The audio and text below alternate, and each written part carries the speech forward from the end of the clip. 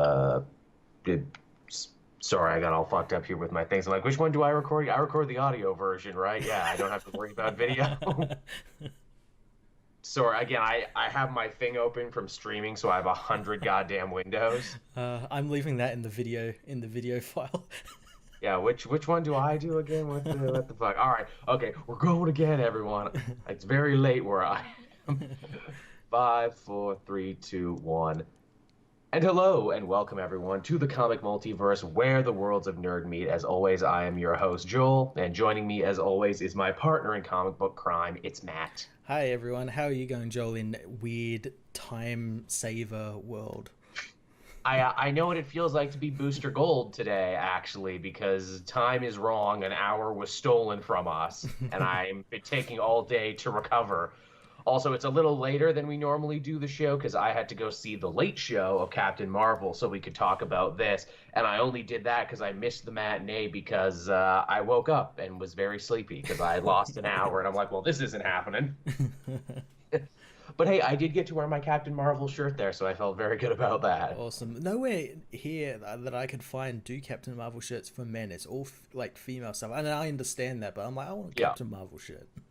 It's funny. You know what? I actually felt the most jealous I think I ever have for a piece of merch. I don't know if it was her universe that had it or Ripple Junction. Maybe it was Hot Topic, but they had Carol Danvers' flight jacket with all the patches and Oh, everything on it. nice. And it was like reasonably affordable. And I'm like, oh, they only have it in women's cuts though. So it would like come up to like here on me. And I'm like, oh, that's a shame. That looks great. Speaking of great, did you see, as the tracksuit aficionado that I am, did you see the custom-made Captain Marvel tracksuit that Brie Larson was wearing around, just jumping in on people for random screenings? I did see that. I did. Yes. I did think like, oh, Joel like that. He likes his tracksuits. Boy, do I. Apparently, a company called Juicy Couture made them, and yes, sadly, it was a custom job, and yes, sadly, it's only for women. But man, I'm not saying I'd be willing to plunk down some money for one of my own, but I'd be willing to plunk down some money for one of my own. Again, I just really respected the energy of that one, where it's like, yeah, just going to random screenings with nerds while wearing your custom tracksuit. If I had the power to do that, I would. This is what this whole podcast enterprise is eventually leading towards. Brie Larson is living my dream. This is what it's built towards. This is what it's built towards. Oh, yeah. But yes, if you couldn't tell everyone, this is going to be a Captain Marvel heavy episode. Matt and I have both seen the movie. We're going to be discussing it in a little bit. We actually do have some news to cover, but hilariously, the first piece of news actually is Captain Marvel adjacent. Wouldn't you believe that, Matt? Yeah. Oh, I wonder why.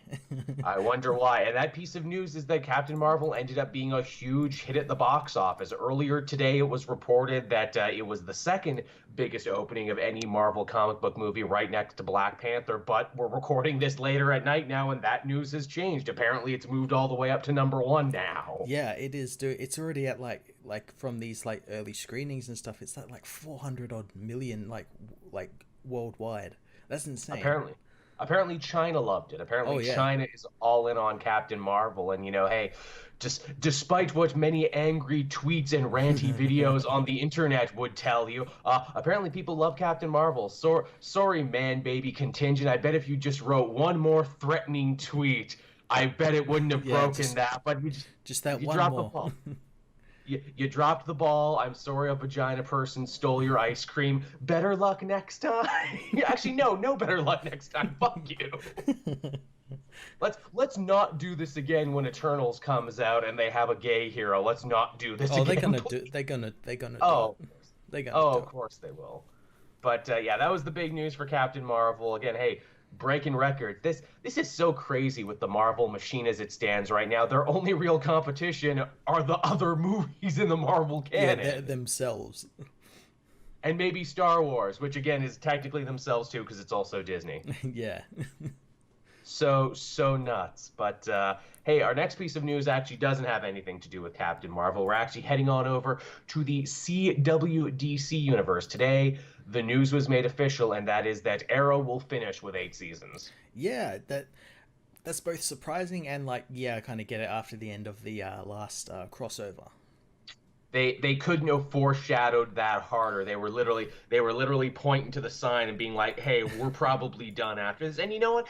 Good on them for going out under their own power. I'm sure Stephen Yeah. Amell wants to do other things. He, seems to be an eclectic performer with a lot of interest. I don't know if he likes living and working in Vancouver or if he doesn't. I know some actors have a real problem with that when they have to live somewhere else for working. That's why Yeah. all those guys quit Lost. Yeah. But yeah, I mean, hey, good on him. I might not have liked Arrow, but I respect Amell as a human being. I respect what they created as a launching pad because if we didn't have Arrow, we wouldn't have had The Flash I enjoyed so much, and we wouldn't have had Legends of Tomorrow, and we wouldn't have had the great crossover. So you know what? All in all, it was worth it. Yeah, it built off all these great shows, and yeah, as you said, they're going out on their own terms. Obviously, to do with this whole Crisis of Infinite Earths that is airing sometime this year. Yeah.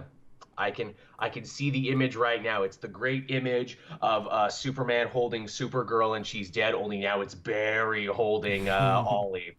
That'd be pretty Mark, cool.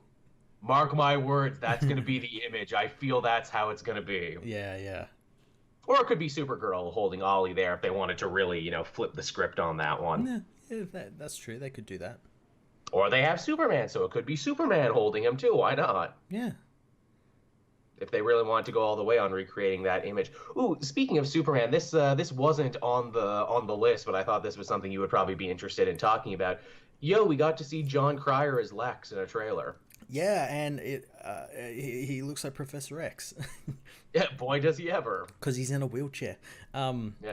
Yeah, no, he looks pretty cool, and I'm liking I'm liking the story they are doing with his sister and everything in the Supergirl show more than the actual main storyline of the Supergirl show, because the main storyline is just fucking ripping off Superman versus the Elite, but doing it like really shittily. Oh, that's a Yeah, they had the big Elite fight last episode, and it was really poor, really oh. poor. That seems like Supergirl in a nutshell. When it gets things good, it's so damn good, but when it gets things bad, it's like, why does Red Tornado look like that? Well, I don't know why they keep ripping off Superman's storylines. Like Supergirl had her own comics. She's had multiple comics. She's had multiple big stories. Just do them. It's like why did Arrow have to keep ripping off exactly. Batman stories forever? Exactly. I mean, hey, with Arrow coming to an end, maybe we can actually get a more honest to the source material show. But yeah, Cryer as Lex was interesting because I know a lot of people, us included, had been a little skeptical about it. But to actually hear him talk and see him emote and move around, and I'm like, ooh, he's really embodying the pettiness of Lex Luthor. I should be the Superman. I should be the man of tomorrow. And this rings a little bit more true because you're kind of like a little like laughing at him. To it's like, come on, really, John Cryer? You think you're the man of tomorrow? Oh my God, you do. Yeah, it's like what Jesse Eisenberg should have done.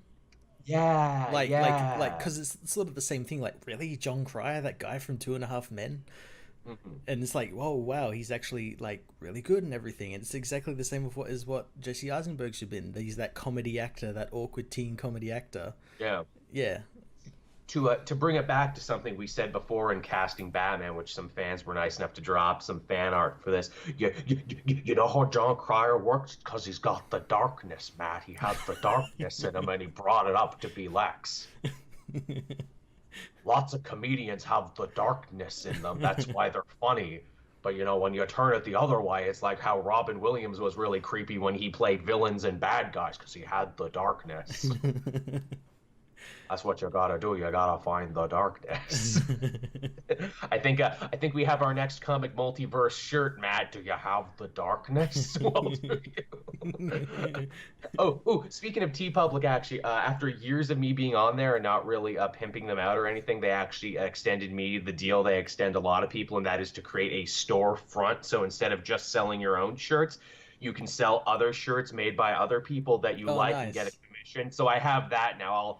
I gotta update that in the link description down below. But yeah, I put some great shirts in there. Superhero ones, Dungeons and Dragons ones, video game ones, wrestling ones. Just shirts I really like and I would own, and obviously ones that Matt has made, and ones of logos that I've done and everything. So there's that, everyone. If you want to support the show, that's another way you can do it. Awesome. I actually just sold something as well, like recently as well, which is like the first thing I've sold in like a long time. They're like, you just sold this and it's going to give you this amount of money, but you don't get it yet because you haven't met the No. quota. No, it's a nice feeling. I actually checked my quota. The comic multiverse, as it stands right now, has something like $38.66 in the thing. And here's the thing: I know at least half of that is my own money that I put into it when Yeah. I needed merch to go to conventions. So if people want to buy some shirts so we can meet the $100, so we can get some of that back, that'd be nice. Either that or I'm just gonna have to keep pumping my own money into it until I can get some back. But yeah, there's that an option for you there, everyone. But yeah, that was the Arrow news. That was the CW news. Thought that would be interesting. We're heading into some fun times with the CW. Yeah. They've officially been on for so long now. They're gonna have to decide what the next chapter is gonna look like because Arrow's coming to an end. A bunch of the Flash actors are Yeah. apparently leaving Yeah. soon. Yeah, that looks like it could either end or like the status quo will somehow change. Which I hope they do, because I think, Grant Gustin is strong enough, and I think his Flash is strong enough that it could maintain. I hope that they really live up to this crisis thing and they take a page from the comics and be like, all right, Barry is still Flash, but the entire world around him has changed. It's a soft reboot. Well, there was, I don't know whether it was for these shows or whether for the app shows, but there was talk of like Wally West coming in. I know there was something for like the Stargirl show, but there was something else as well, like Wally West, but like the like rebirth Wally West. Right, the redheaded Wally. Yeah, yeah. Which, normally I'd complain about and be like, oh, hey, way to steal a role from a hardworking African American actor. But then it's like, oh, well, he seems to either not want to do it or not be in the right headspace. So, Yeah. all right, sure, cast another guy, I guess. Yeah. They tried so hard by the looks of it. They moved him from show to show, and then they just stopped calling him. Yeah, yeah, or he stopped calling them or something. I think it really, boiled down to an actor problem. But yeah, it would be interesting because like the status quo they built on the Flash show is not like the status quo in any Flash comics we've seen. No. He never really worked for Star Labs. He never really had a team, let alone Vibe and Killer Frost and everything else. So you could change it up. Like you could maybe make it more of a cop show now. Maybe spend more time with Barry the detective. Maybe actually have him go into work every so often. Yeah, yeah. Well, I think that's kind of like a holdover from like they needed like some sort of procedural sort of thing, as well as like Yeah. a holdover from Arrow, because Arrow had that team as well. They're like, oh, we'll just copy and paste that. And I do like in recent years they have made fun of that fact that like, oh, Yeah. Flash is just copying Arrow. Yeah. Also, hey, too, if you do soft reboot the universe, can we get Captain Cold back or a new version of Captain Cold, please? I would like that. Can we get like all of Flash's rogues back, please? I'd like to see Heatwave back as a villain, but just keep Nick Fury there. Can we have the Rogues rebel? I feel that's the biggest missed opportunity of the Flash show, and that is their version of Captain Cold was too good and too popular that they turned him into a good guy too quickly and wrote him off, and we never got Rogues Rebellion. Not only that, like every like alternate one we've had has been of hero as well. They've not like the one from Earth X was a hero. They did like another one who was kind of bad guy, but then still a hero as well. Yeah, even when we've done like time travel, time displaced versions, they've still ended up being good in the end. Yeah. And I get it. You want to like Captain Cold. He's a fun character, but still, let him be a villain, nabbit. You can like him and still have him be a villain. Exactly. Which again, that's a hard villain to write, but I trust you. Now, what else did we have here? Ooh, some James Gunn Suicide Squad centric news here. There's some words on some characters that they might be getting into this one, and also what era of Suicide Squad that's going to be inspiring the story. And wait for it, Matt, this might be surprising, but instead of using the Flash in the Pan New 52 version that the David Ayer movie did, James Gunn, quite outside the boxedly, might be looking to the 80s Ostrander stories for inspiration, aka, the best years of the book, the one everyone knows and refers to, or at least should know and refer to. What a novel concept, Matt, to use the best versions, not the most current. It's never been done before. He's breaking new ground. It broke new ground. What? Using good stories to inspire yourself? Holy shit. No, but that sounds great, and it should. And there was like talks of some characters that they might be getting involved in this one. They've recast Deadshot. It's going to be Idris Elba. Apparently, yeah, which, yeah, I'm okay with. They probably should have been Idris Elba to begin with. What a come up, guys. What a promotion. Not that I didn't not like Will Smith, but I couldn't not see Will Smith. Yeah, that's the problem with Will Smith and his characters. You don't see the character he's playing, you just see Will Smith. Idris Elba may continue to act. He might actually be a character. Wouldn't that be nice? Yeah. And again, I feel too, I feel they got Idris Elba because I'm sure he wanted to work with Gunn. I'm sure that's the only reason he agreed to this. Yeah. There's also talk of getting like Crazy Quilt or Polka Dot Man or just weird ones. Yeah, so James Gunn, related characters, like he would work with those weird characters and make them cool. And again, I'm not going to say who's going to die first, potentially, who's going to be the red shirt of this team, but it might be Crazy Quilt. I would actually like if he didn't do that. Like, he'd be like, okay, everyone already knows who the Suicide Squad is, yet we won't actually kill anyone. There's also talk of putting King Shark in here, too, which is funny. King Shark also late addition to the team, yet the one that I think they're really in love with for whatever reason. He was more of a New 52 thing, which was actually a weird holdover from Secret Six. People forget that. King Shark was actually a member of the Secret Six first, and he was so popular they rolled him over into New 52 Suicide Squad. Yeah. He was recently on The Flash as well. Yes, and also, too, and that's also why Croc was on the movie Suicide Squad, because we didn't want to use King Shark because he was in Flash. We didn't want to confuse people, so we put a guy on the team who's never been on the team before. The weirdest one, and perhaps the most interesting one, is Dave Bautista potentially as Peacemaker. Yeah, that was weird. Dave Bautista as Peacemaker. I accept it, though, because, hey, I'm sure some people are scratching their heads and being like, who the fuck is Peacemaker? Peacemaker is a Charlton comic hero, like The Question, like Nightshade, like Captain Atom. He is the guy that the comedian in Watchmen is based on. Yeah, and his design looks very comedian-like. Very much so. And I appreciate that. Heck, they could put him there as like a weird little reference within a reference and then have Dave Bautista killed off in the first 5 minutes. That would be really funny, because no one would expect them to kill Dave Bautista and then have him show up and get shot in the first 5 minutes. Is this the end of Peacemaker? Yes. But yeah, Peacemaker, a wonderfully weird character, and I would like to see him in a movie. Yeah. It's nice to see that James Gunn has actually read one of these comics once or twice and is not afraid of doing some deep cuts. Yes, he's actually invested in the source material. He's a comic fan. Ain't that nice? Did you hear the rumor, too, flying around? That apparently before his very shitty, undeserved firing, apparently he had asked Disney Marvel if he could help develop a Thunderbolts movie. Oh, fuck. We were this close to getting... God damn it, fucking Disney.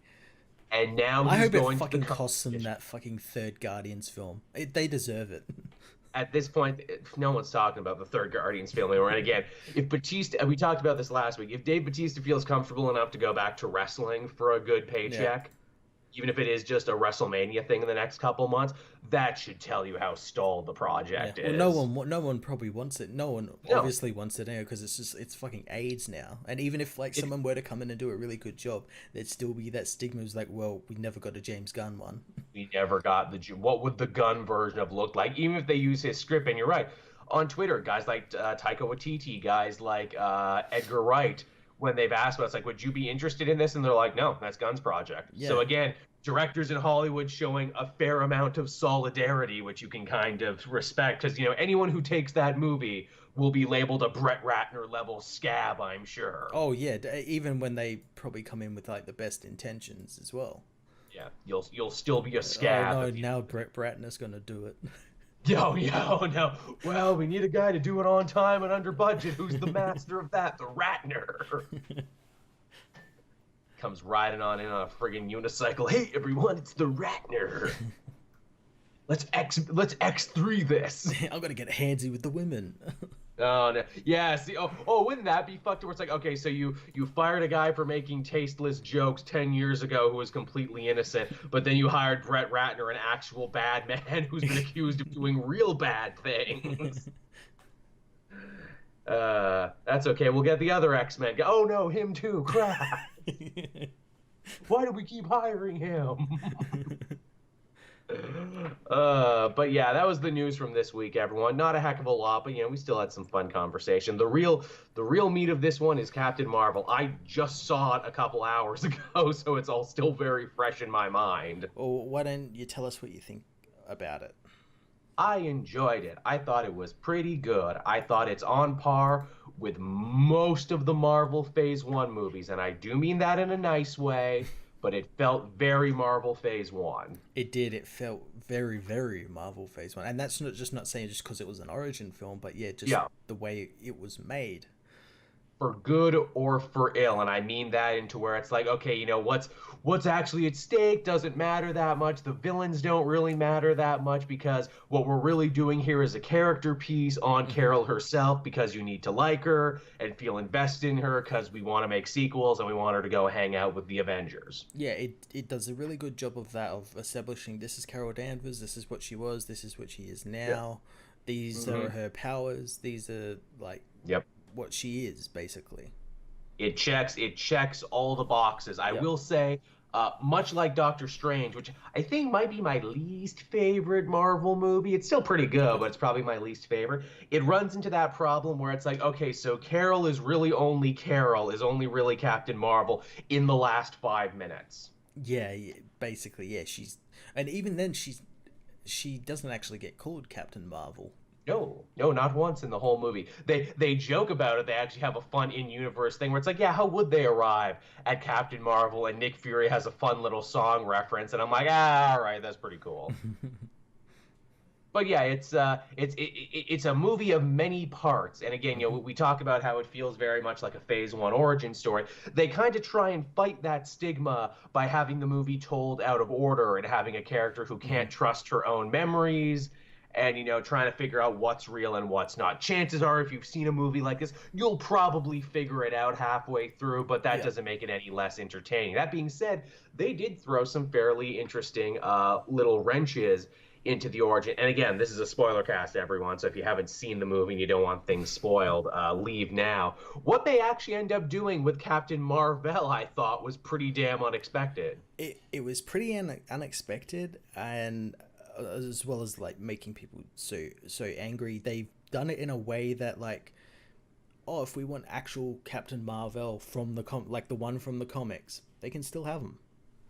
They could. They do some interesting stuff with that. It's funny because obviously, that they did a good job tricking fans like us who know the material and know what to look for. Because it's like, hey, everyone, here's Jude Law. We cast him as Captain Marvel. Oh, cool. Ooh, but then a toy came out and kind of spoiled. No, he's Yon-Rogg. He's, one of Carol's oldest foes, actually. And I kept waiting for that moment. And I'm like, hey, he doesn't introduce himself for a good chunk of the movie. Hey, what's going on? And then to eventually find out, oh no, this lady, Annette Bening, was actually Marvel. And then, oh, he was Yon-Rogg. Oh, okay. I thought we were going to learn that he was Marvel, but what happened was that Yon-Rogg was Yon-Rogg, but Yon-Rogg was a Skrull. Right, or something like that. Yeah, I kept waiting for that moment too. I'm like, no, okay, well, one of you is not who you're saying you are. I kept waiting for that too. They also kind of switch up the origin too, where obviously it's not that a blast of energy goes through Marvel and imprints itself on Carol. Instead, they have this whole warp drive engine thing, which is cool because we're years in the past now, so technology's not quite where it is at Guardians of the Galaxy yet. So they're just starting to develop these warp drives and stuff, and I did find it weird that she was developing it on Earth, of all places. Why wouldn't you go to like Xandar or something? Yeah, when you want to do it. Well, as we find out in this movie, the Kree are actually not too beloved, No. which is fun because, again, in Guardians, they're kind of played, sort of, nebulous as to Mhm. whether they're good or bad. Obviously, Ronan the Accuser was bad, but he's been ousted by his society. They claim, he's a terrorist and a radical. Here, this movie reminds you, the Kree are still an empire at the end of the day, Mhm. and there are rarely ever any good empires in No. fiction ever. They get up to some bad shit, and in fact, much like in the original Kree Skrull War storyline from the comics, we discover, oh yeah, the Kree were actually the bad guys. They started this, Yeah, and I like that it's which I not. thought was fairly interesting. Yeah, I like that it's not played out. It's not like when you first get into it, you're thinking like, oh, the Kree aren't so bad. They're like they've got this police force that's sort of patrolling the galaxy and everything and helping people and everything. And, oh yeah, the Skrulls are the bad guys and everything. And then they sort of flip that halfway through the film. They do in a very interesting way, which, man, here, give this movie credit. Not even the comics have gone that far in trying Mm. to sympathize and humanize the Skrull. There's maybe one good Skrull, and that's Hulkling, and every other time they're painted as wholly evil. There was a team called the Skrull Kill Crew, where Yeah. all they were was to murder Skrulls. And to see kind of, the analogy evolve of being like, oh, they're Invasion of the Body Snatchers, they're the Red Terror, to being like, no, they're a bunch of misunderstood refugees. They just happen to look like monsters. Yeah, yeah. They like no one listens to them because they are natural like infiltrators, and everyone no one like trusts them or anything because of that, Mhm. and that's led to them being like having like a genocide committed against them by the Kree.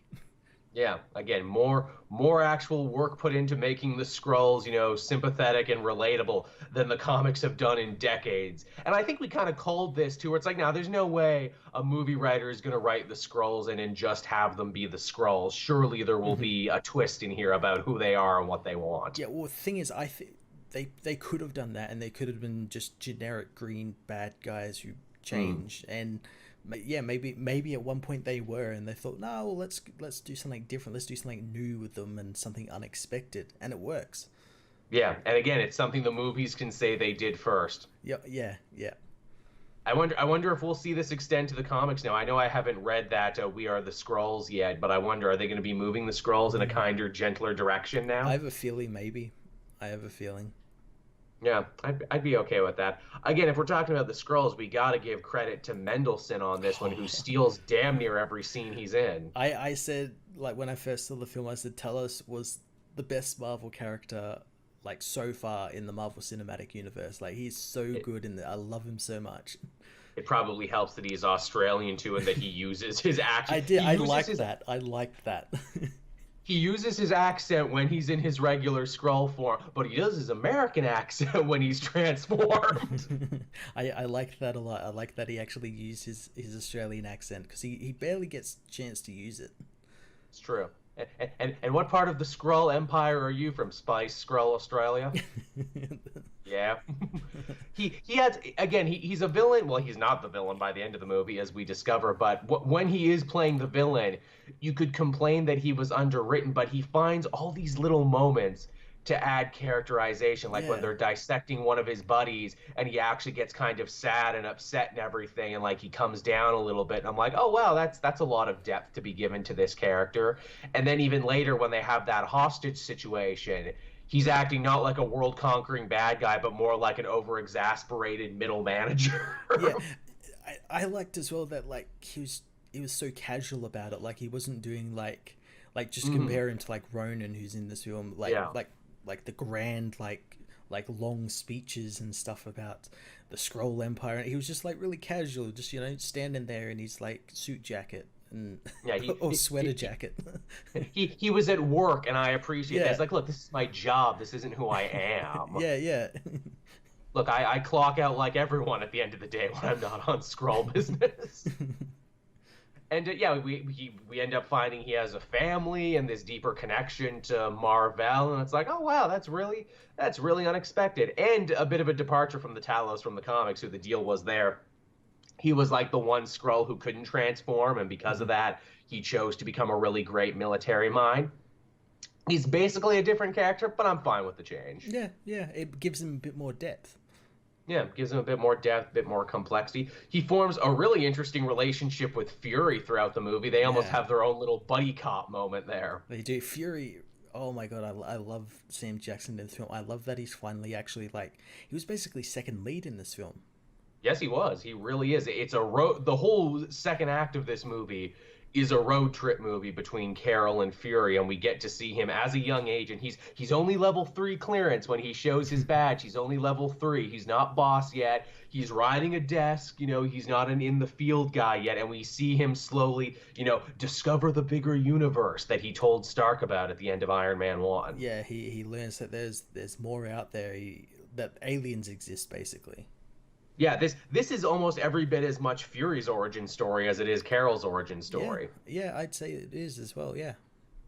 And already people are pissed about this too online. It's like he's not as cool anymore. This movie castrated him. I'm like, yeah, he becomes cool later, guy. It's an origin. This is before that. This is before he becomes the Fury we see in Winter Soldier and Agents of Sqaud and all of that.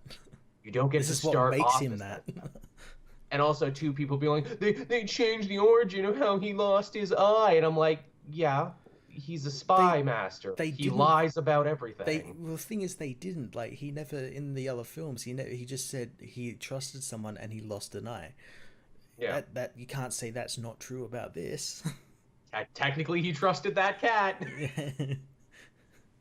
He trusted the cat and he got hurt by man. How great was that cat, too? That Flerken was awesome. That was good. And also, it leads to a great joke because Flurkin sounds a little bit like fucking. Yeah, and they even have like a mother Flurkin joke in it. Yeah, mother Flurkin. Apparently that cat was played by 4 cats. It makes sense. You get the stunt cat, the body double cat, Also, Brie Larson is apparently terribly allergic to cats, so she couldn't be there for the cat scene, or they'd have to use a little puppet for it. That's awesome.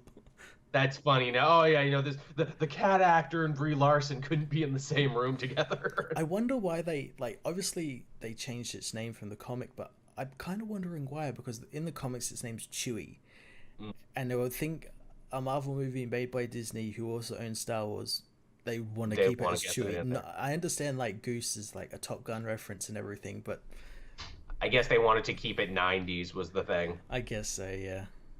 They wanted to keep it 90s. Yeah, Chewie would have been funny, but they wanted to keep it 90s. Actually, it's funny. In the movie theater, there was actually a guy behind me who, this is the strangest comment I've ever heard. Oh, why does she have a cat and not a dog? And never more did I want to turn around and say, it's from the comics.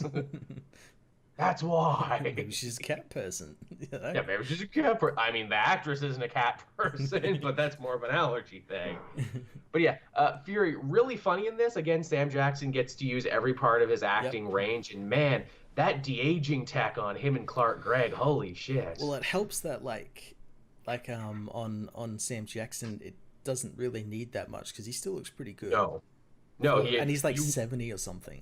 Yeah, you wouldn't be able to tell Sam Jackson is 70. That man found the true fountain of youth. Yeah, on some scenes it's noticeable on Clark Gregg a little bit. Yeah. But yeah, he looks great as well. He's not really in the film all that much, but it sets up his character for like how Fury begins to trust him. Yeah, I'm also surprised too that there wasn't more Clark Gregg, but again, it wasn't really his origin story. We've gotten a lot of that fleshed out, but it was just nice to see him again in one of these. Yeah, just a secondary role capacity. Yeah, it's just nice to see him show up in this, and the fact that he believes Fury's lies, hook, line, and sinker. But in the future, he'll know that Fury lies a lot. Yeah.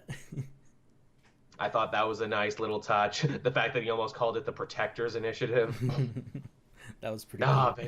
Avengers is cooler. Yeah, that was something that like I liked that, but at the same time, like, wait, so like when did like Carol like have her own F-35 and actually fly? Because they make a point in the film to say that women pilots weren't allowed to fly. So like, where was that in the film? Like, Again, this is how comics and especially how Marvel comics have spoiled us with the sliding time scale, where it's like, when did that happen? A couple years ago. When did that happen? A couple years ago. But when you have a movie so set in the 90s and an actual timeline of events to where it's like, oh yeah, and Tony sold weapons during like Desert Storm 2, you're like, ah, crap, this doesn't quite line up anymore. That's what I started picking apart when it came to like we learning that this hyperdrive tech is being powered by the Tesseract, and in fact, that's how she gets her powers. Like her powers are space Yeah, stone related. yeah, Um, cosmic. like they shouldn't have the Tesseract. Shield should have it. Howard Stark should have it. He's alive. No, he's dead by now. But like Shield should have the Tesseract. Well, again, it's like, there's a lot of time that's. I was trying to figure out this timeline in my head too, because it's like Captain America and the Red Skull fight over it. It seemingly disappears. Then they get it again. It could easily have gone missing in between those decades at some point. But again, how Marvel got it? I mean, maybe that's another movie right there. All they needed was like one little scene where it's like Marvel mentions something about, oh, I got it from my friend Stark or something. Yeah. Well, what it reminded me of? It reminded me a lot of that scene in Thor Ragnarok where what is it? Hela finds the fake gauntlet that everyone Hmm. was obsessing over, but like that didn't matter. Yeah. I wanted them to be like, that was a fake one. You got a fake one. Ooh, ooh, ooh. Or maybe in the comics there's multiple cosmic I cubes. saw someone put a theory out that like the cosmic cube that eventually Thanos gets was like a fake quote unquote and just like housing for the actual space stone, whereas the one in Captain Marvel is the real Tesseract, the real cosmic Mm. cube. I don't think so, but like yeah. Nah, I don't think so either because they haven't made the distinction. Because again, in the comics, the Tesseract is its own Hmm. thing. The Yeah. Cosmic Cube is its own thing. The Space Stone is its own thing. But for simplicity's sake in the movie, they streamlined and they're like, nah, they're all the same thing. Yeah. But yeah, that's a minor nitpick that we can make because we're fans. It didn't ruin my enjoyment of it, and there's enough leeway to be like, I'm sure they'll fill that block in later Yeah. because they care about these kinds of things, and I'm sure they'll have an offhand line to explain it away. Yeah. Yeah. Ooh, let's talk about the Supreme Intelligence on this one. They went a really interesting route with this character because obviously in the comics, the Kree Supreme Intelligence is like a big green Zordon head in a jar that yells orders to the Kree. Yeah, they didn't do that here. They kind of took a note from the movie Contact, and now it becomes whatever your heart desires. Yeah, which is what leads into like Annette Bening's Captain Marvel, because Carol keeps seeing her and wondering who she is and doesn't know who she is and thinks it's someone related to her. Annette Bening is great in this, Hmm. by the way. She's really having fun hamming it up and getting to be evil at the end.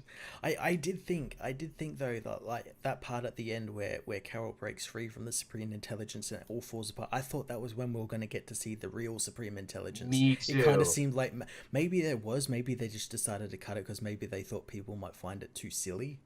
That it's a yeah that late in the movie. Yeah, I kept waiting that for like the Wizard of Oz mode, Yeah, like, oh, yeah. my true form is revealed. Yeah, yeah, but that never happened. But I guess it could It, happen somewhere. it could.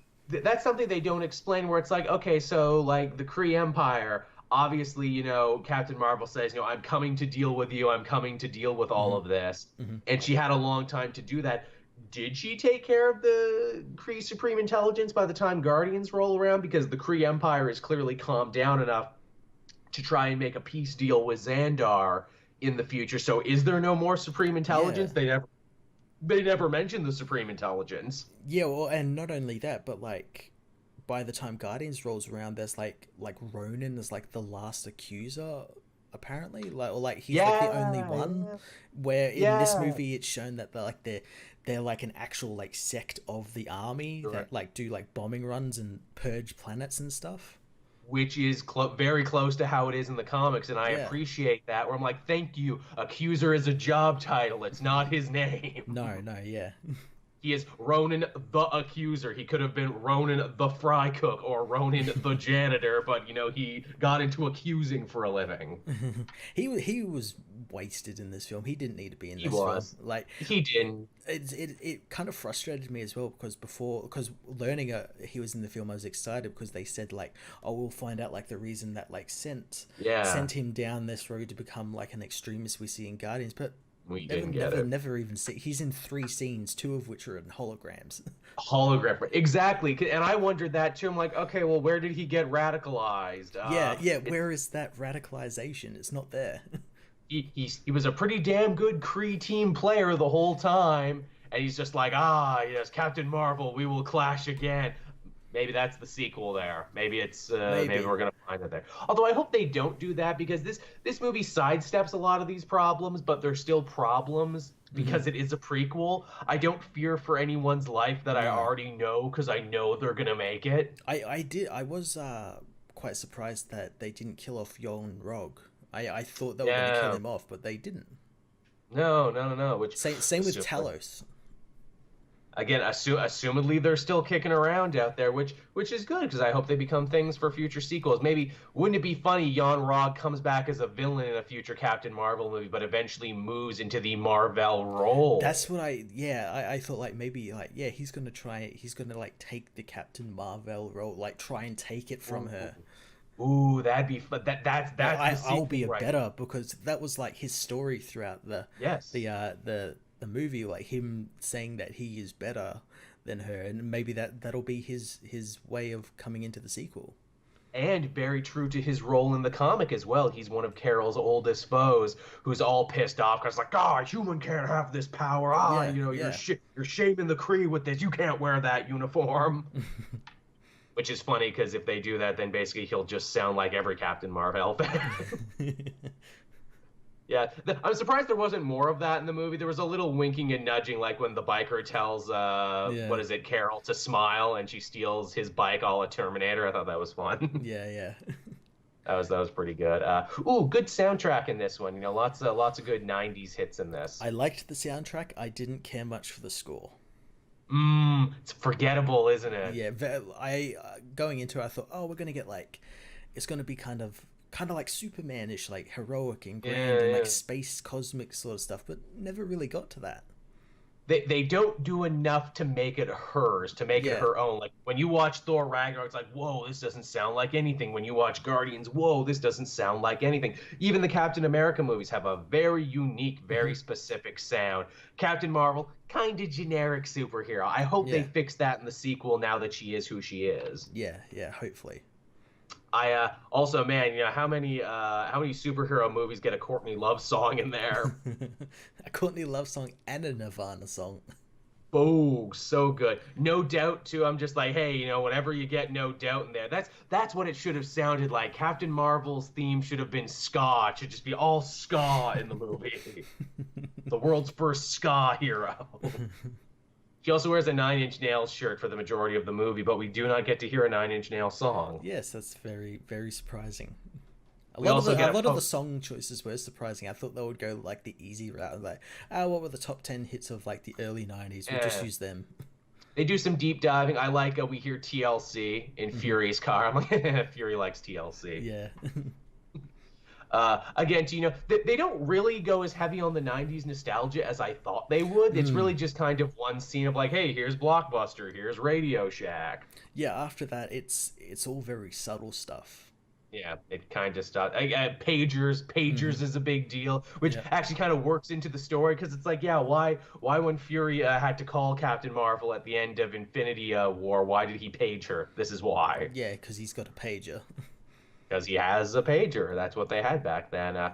Let's talk about the 2 Stan Lee cameos. They actually open with one, which I thought they had screwed up at first, but I'm like, oh no, it's all pictures of Stan Lee from the movie. Isn't that nice? Yeah, I thought that was pretty cool. And then they end it with "Thank you, Stan." I'm like, oh, that's really sweet. And then when we actually get his cameo in the movie, it's a twofer of nostalgia, because he's reading the script for Mallrats, the movie he was going to be in around that time. Yeah, apparently they actually reshot that after his death. Like they had kept his scene, but like apparently Captain Marvel had like a jokey exchange with him, and Oh, really? they cut it to make it seem a bit more Respect. yeah, a bit more respectful, where she just like smirks at him. Yeah, she just kind of smiles and just kind of moves on, which, yeah, I can understand that. Apparently, Kevin Smith was really touched to get to see his Yeah. Mallrats script in the movie. Like, he was actually tearing up. I'm like, oh, that's really sweet, actually, because I can tell you love comics and superheroes, and to see them reference you, like, if they reference the comic multiverse in anything, I'd probably cry. I'd cry, and then I'd call everybody, see, look how valid I am. I mean, I guess we can talk to characterization of Carol. As I mentioned, she doesn't really become herself until the last 5 minutes.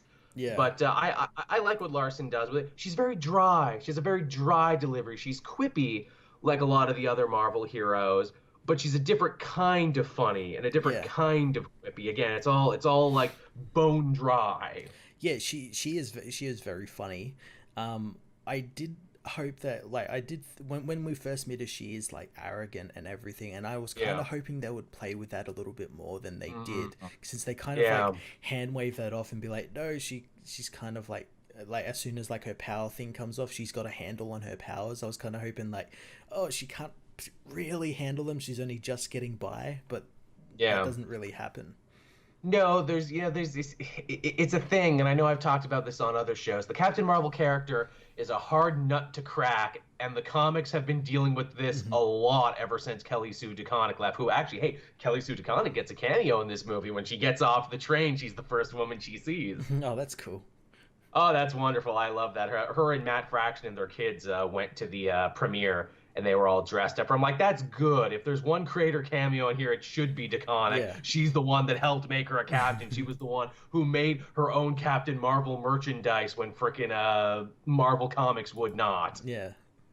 If there was one person who deserved it, and but yeah, again, it's a hard nut to crack, and as I feel a lot of writers in the fact that Captain Marvel has gone through like several writers since Civil War II, and that is what is her center?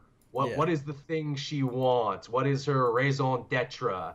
And some people, it's father issues. Some people, it's showing people wrong that she's worth more. And again, no one can quite find that balance anymore, and it's kind of unfortunate. Even me as a fan, like if you ask me, it's like, what's Iron Man's character? What's Thor's character? I could tell you right away. With Captain Marvel, I'd have to speak in generalities because it's like it keeps changing. Yeah, and they kind of like do it all They in this, do. like with like her memories, like you can kind of see she's got kind of like dad issues and Yeah. stuff with like people telling her she's not good enough and everything, and Yeah, yeah. yeah, they kind of like compact it all together. I'm actually surprised they didn't get like the faster, stronger, higher thing. I'm surprised they didn't actually work that into the movie. Yeah, I thought that was actually going to be in the film, like that was going to be like her like mantra or something. Or her like Superman up and away, Yeah, or her with yeah. like great power comes great responsibility. And even that's kind of become a thing after the fact, where it's like, Hmm. that's her credo. That's kind of like a thing fans have adopted and everything. Hey, maybe the sequel, Yeah, yeah. because there's gonna be sequels, no Oh yeah, doubt. oh yeah, totally. But yeah, some fun stuff. We didn't talk about the Rambos. I like little kid Monica Rambeau. She's adorable and precocious. They were both in it just enough, like especially Yeah, Maria, who's kind of like the linchpin for like Carol sort of figuring out who she is and who everything. she is. Yeah. Yeah, that they go there for a big exposition meeting. Yeah. I like the kid because it's like you're gonna grow up to be Spectrum and you're gonna run an Avengers team and then everyone's gonna forget about you, but you're gonna be on the Exiles. Or no, sorry, Next Wave. You're gonna be on Next Wave though, and that'll be a cult favorite. I like too. It's the little kid that helps her find the colors for her costume, so she picks the brightest, most primary, most superhero-y colors. I like that, and I also like that during that they went through like all the different like ones that she's had, or like Captain Eh, Marvel has had. Black and gold, bunch of Yeah. rainbows, red over I got to tell you gold. though, that black and gold one looked pretty fucking awesome. It looked pretty goddamn sick, and it's like, look, I like the classic. Can you go back though? That was pretty good. I did like it, like at the start when they went on that Star Force mission, the suit does change into black. It's kind of hard to Yeah. see. Like all the space stuff was kind of hard to see because it was really dark. But yeah, they actually did like change it into like a dark camo, which I thought was pretty cool. Yeah, we're going stealth mode. Also, too, Dijon Houston was back as Tanalat the Pursuer for a minute. Yeah, yeah, Korath. Yeah. Yeah, he was in it for like a hot minute, and again, like nothing really like set him up to be the character No. he is in. Like no connection to Yeah. Ronan that he has in that movie. But yeah, No, I was waiting for these. Just he just happened to be there, and when Ronan left the office, he left with him. It's like, yeah, screw I this job. I I would quit too. I would like if the sequel picks up not long after this. He becomes Korath the Pursuer and like goes Yeah. after like that's how he gets his name. Goes after Carol, and then Yeah. like that's just like the theme throughout the movie. He just keeps getting his ass handed to him by Carol. Like it just keeps Sibling, yeah. happening. That'd be fun. Who again? I surprised they didn't work in his big meme there too. Who? Because that's great. That's amazing. He's apparently a super nice dude in real life, and he was really happy to be in that movie just to play a super person for his kids, even if he just had a small part. That's cool. A lot of the Star Force people were like people from the comics as well, like Minerva and everything. Yeah. Who I like the way like her character goes out because it's very Independence Day. They're like chasing her through like the catacombs and everything, and the Yeah. canyons and stuff. That was pretty cool. Even when Carol is dragging a Jan Rog through the desert, I also thought Independence Day as well. Yeah, welcome to Earth. Welcome to Earth, motherfucker. Punch. I like that too in their big final battle. You know, Jan Rog goes full super villain. It's like, yes, and now prove your worth by fighting me hand to hand. No. I don't need to prove anything. Yeah, why would I ever Not fight to you hand you. to hand? Yeah, how stupid is that? That was very Iron Man to me. That's like, well, no. Yeah, Iron Man would totally do something like that. Yeah, why would I do that? Ooh, speaking of Iron Man too, we get we get our big post credit scene there where we pick up basically right during Avengers Endgame. Yeah, it's like that one scene from Civil War that was at the end of I can't remember which. I think it might have been Ant-Man, where like yeah, it's a scene from Endgame. Undoubtedly. Yeah, it was And yeah, pretty cool. Get to see yeah, it's nice. Captain Marvel arrive on Earth. Yeah, which is pretty great. It's like, hey, sup? And she has a new costume too. It's not the one from the film. It's like Yeah, a bit more silvery and gold. which I appreciate because time has passed. Obviously, she would have to update it. Yeah, and it makes me intrigued to find out whether they mention the scrolls or anything after that, because like, obviously Uh, at the end of this film she goes off with the scrolls to help find them like a new home mm-hmm. planet, and I'm wondering if like maybe like I'm wondering if maybe this could lead to like a secret invasion sort of thing, because this was only one uh, small piece of the Group, scroll. yeah. They could always be like scrolls who have turned extremist or something. Yeah, my thing is, I'm like, okay, sure, Talos was the good one, Yeah, but that means somewhere out in the universe, there's the Skrull Queen and the Super yeah, Skrull and all the dickhead yeah. Skrulls. And that'd be like something you could explore in like Fantastic Four films. Yeah, now that we can do those. Yeah, and we can do super scrolls and stuff like that. I would like that very much. Again, that could be a sequel too. Just Captain Marvel helping the Skrulls rebuild their planet. All the Skrulls start coming there, and then you meet the dickhead I Skrulls. kind of feel maybe that might be where they go with the sequel, because I imagine the sequel has to pick up like not long after that they leave, and It makes me want to know to the movie's credit. I'm like, all right, well then what happened? yeah, exactly. It hooks you in for that next part. Which again, that sounds like more of a cosmic movie because I'm like, hey, if we're jumping forward in time, can we get like early 2000s references too? Just blasting new metal and Limp Biscuit in space. Hey, it's the new thing. Fred Durst, he's rolling, rolling, rolling. Smash Mouth, Shrek, Yeah, all of those stuff. might as well be walking on the sun, and then Captain Marvel walks on the sun. See, it writes itself. Maybe let's not do that. Maybe let's skip Yeah, that yeah. day. That was a Oh, dark time for everyone. we say dark, but it was actually incredibly optimistic because it was like post Columbine, pre 9/11. Everyone was super happy and jazzed about everything. Yeah. Yeah, it's like you go back and you watch movies from the early 2000s. It's like, wow, no one had a care in the world in the new millennium, did they? Hey, we beat Y2K, everyone. Everything's coming up, Millhouse. But yeah, Captain Marvel, fun. I enjoyed it. It did have some problems. It Mhm. wasn't perfect, but I definitely enjoyed it, and I definitely can't wait to see this character join the rest of the team. Yeah, it did what it was meant to do, and yeah, I'm very much looking forward to now that we actually have Captain Marvel, Carol Danvers, what she'll be like in Avengers Endgame, and how the Russos will handle her. Yeah.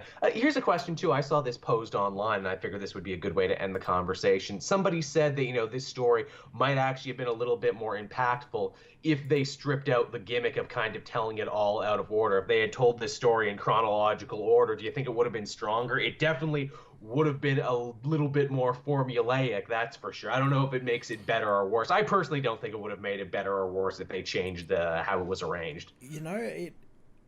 I'm not too sure. Maybe, but what I would be really interested to see if someone actually does a cut of that when it comes out of Blu-ray, like cuts them all into semi like coherent, like one scene after the other, it takes place in timeline wise. It would be very interesting. I think you could do that. Yeah. I actually think you could do that. Of course, stripping out the gimmick, you lose the twist, and that is, hey, the Skrulls are actually the good guys and the Kree are actually the bad guys, which is clearly where they really wanted to go with it. Yeah. It could work. It'd be very interesting to see. Yeah. That's your challenge, everyone. Fan cut Captain Marvel when it comes out on DVD, to have it go in chronological order.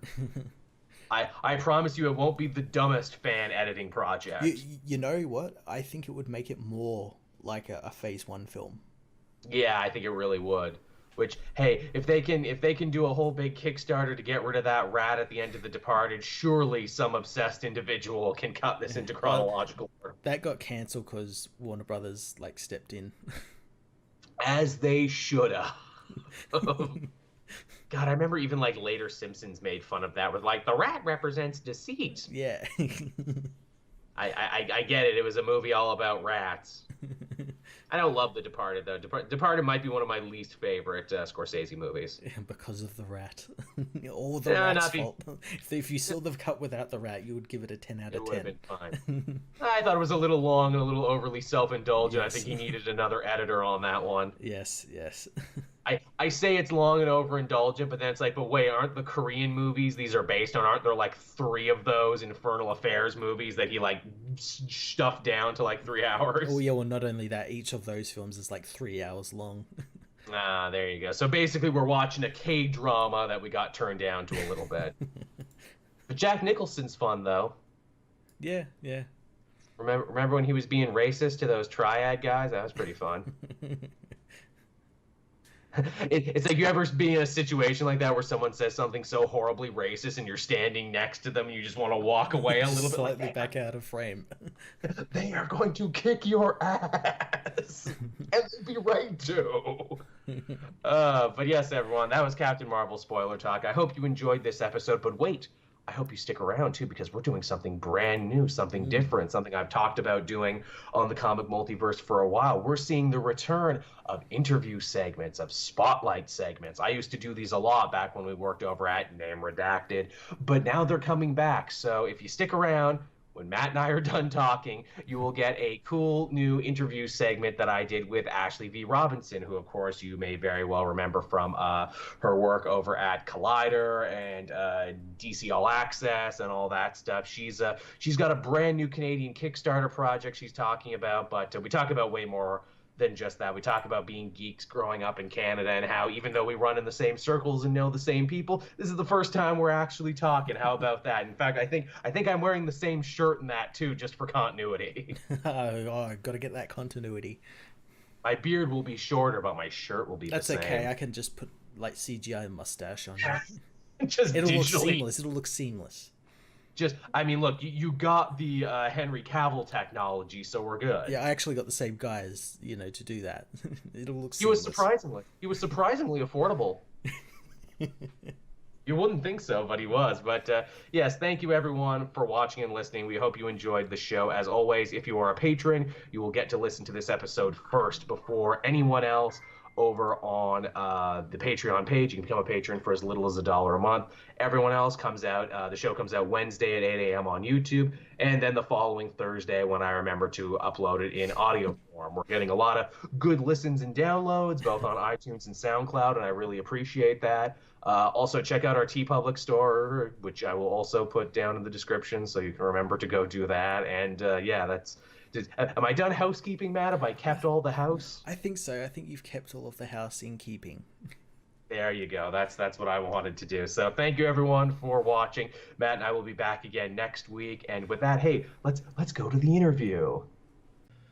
And hello, and welcome everyone to what I hope will be a brand new segment on the Comic Multiverse podcast, and that is an interview spotlight segment. I used to do these all the time when I worked over at Name Redacted, and I kept saying I was going to bring them back, and I'm really happy today because our inaugural guest is someone I think you're all going to like, someone I think you're all very familiar with, and that is Ashley V. Robinson, everyone. She's with me today. Hey, thank you so much for having me. Oh, it's a pleasure. It's a pleasure. Now, Ashley, you and I, we move in a lot of the similar circles. We know a lot of the same people. We have a lot of the same contacts. But I was trying to figure this out before we started. Have we ever been on the same show? Have we ever actually sat down and chatted, or is this a first right here? I think this is the first, but we've interacted over Twitter so much. Yeah. That I feel like I know you, which is really Likewise. kind of strange. I feel like this is the first time, and I also know that we also consume a lot of each other's content. So, yes, this is our first actual real friend conversation. So no pressure on either of us. Make it worth it. Don't make me go back to just interacting with you on Twitter. Don't just talk to my husband.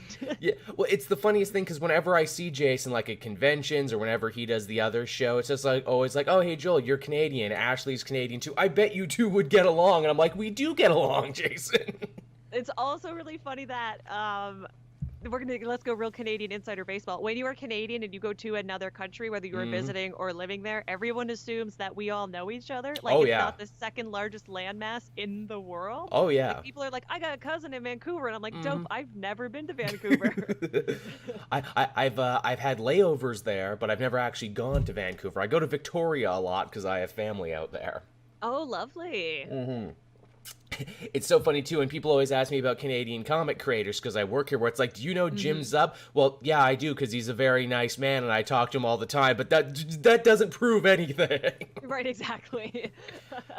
I mean, yes, Canadian creators is kind of a small pool in comics, you know. Surprisingly, I've never actually met Jeff Lemire. I've tried several times to actually meet him at a convention, but he's either gone, I always just miss him. I've created a conspiracy theory that he is secretly trying to duck me for some reason.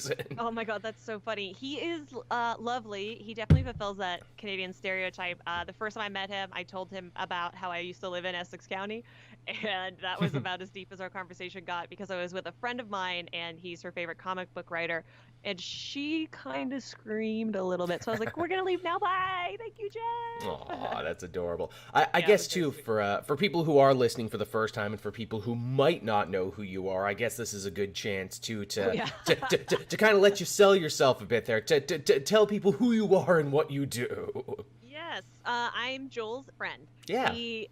Hello, my name is Ashley Victoria Robinson. The Victoria is very important because Ashley Robinson is a WNBA player who's taller than me, and I don't want to fight her for SEO.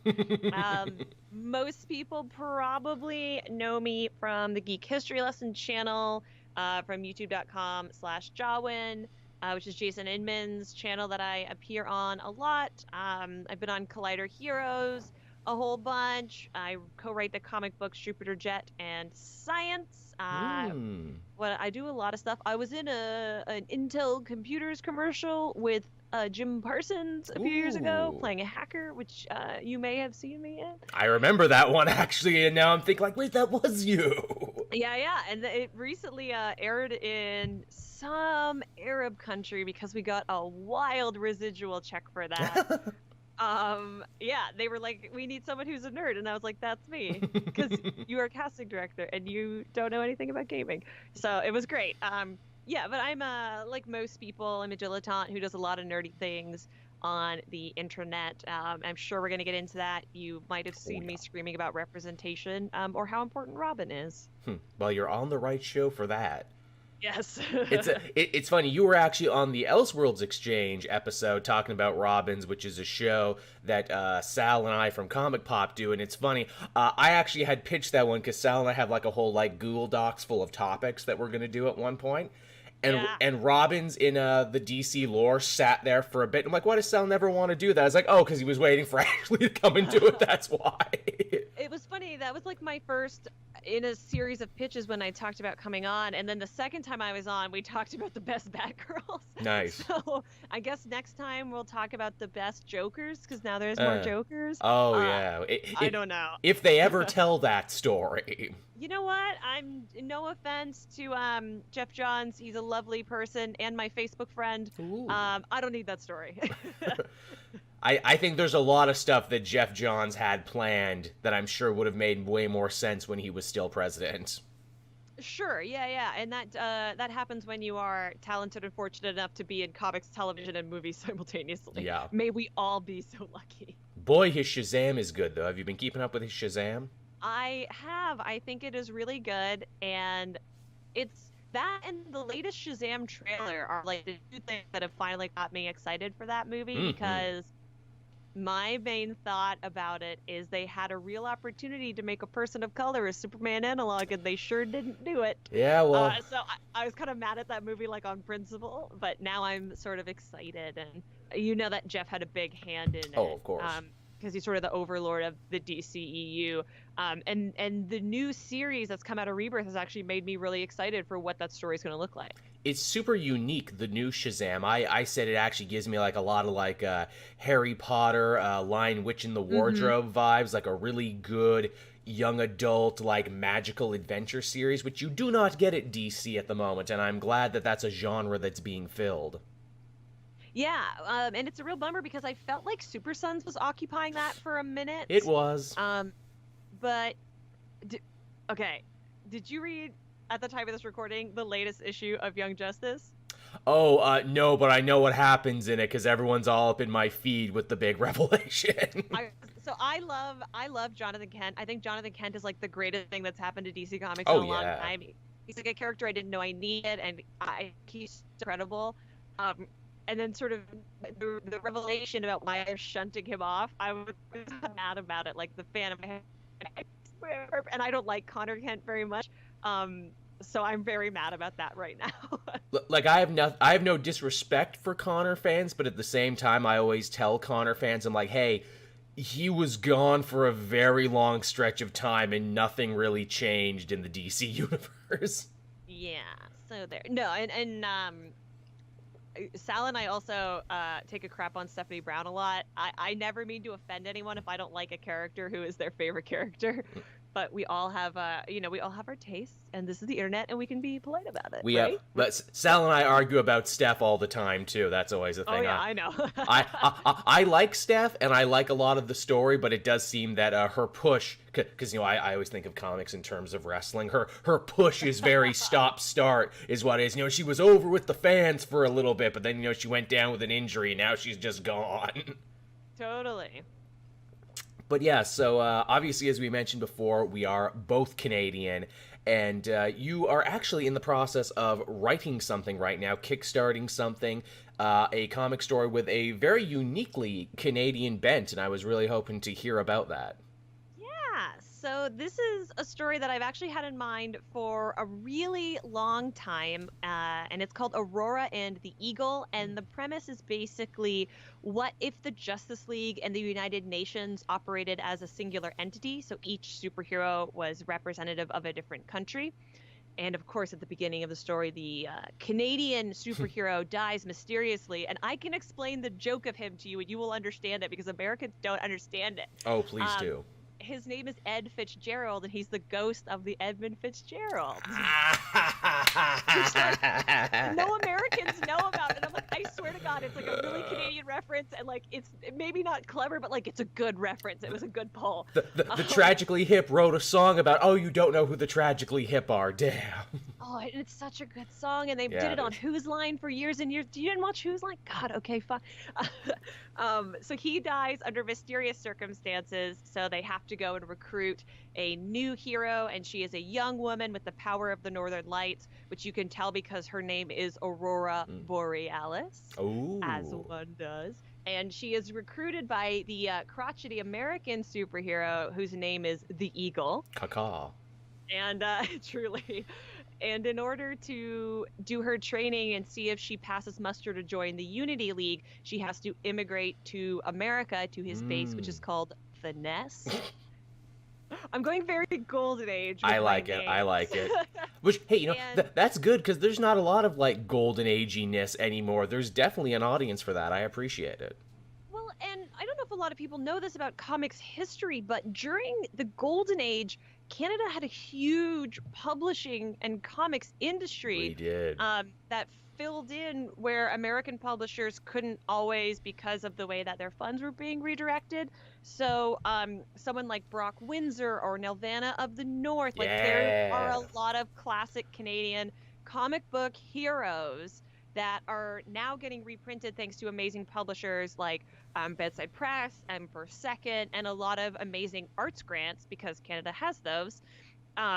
So we actually have like a long storied history, and I kind of wanted to pay homage to that because I read the Nelvana and collection that came out a few years ago, and I thought it was incredible. And then people forget that half of the Superman creative duo Yes. is Canadian, Oh, yeah. so that's also like a golden age staple. So a lot of the turns in the story are very that. You get to see a lot of cool like logos and typefaces when characters are introduced, like the old splash pages that you would see up until about the 1980s or so.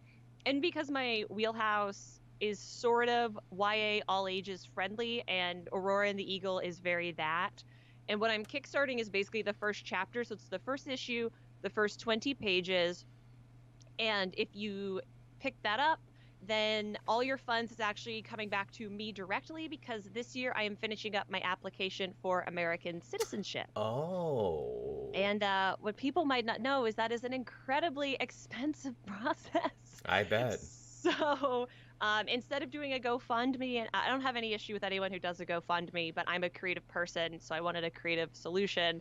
I'd had this idea sitting in my document of stories I'll write someday.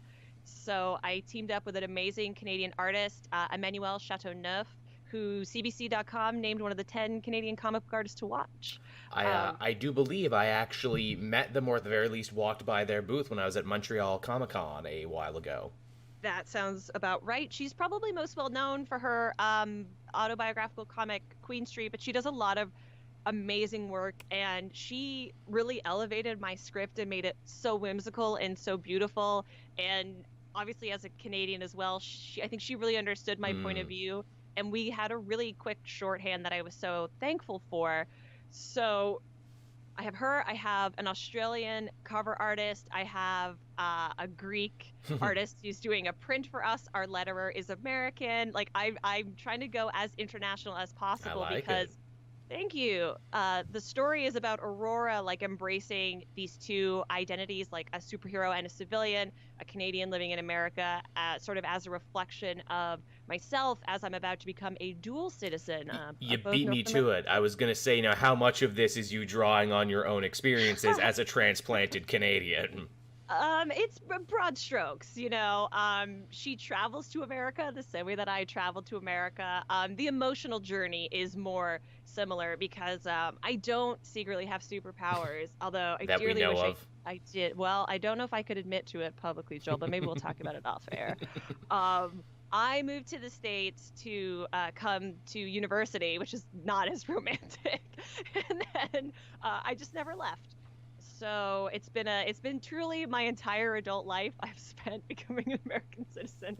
It makes me feel so tired and so old, but harnessing like weird, crazy experiences like that into whatever art you make, I think is the most powerful thing that you could do. So even though you're looking at a girl who's mostly powered up and looks like a galaxy, there is a lot of me in Aurora.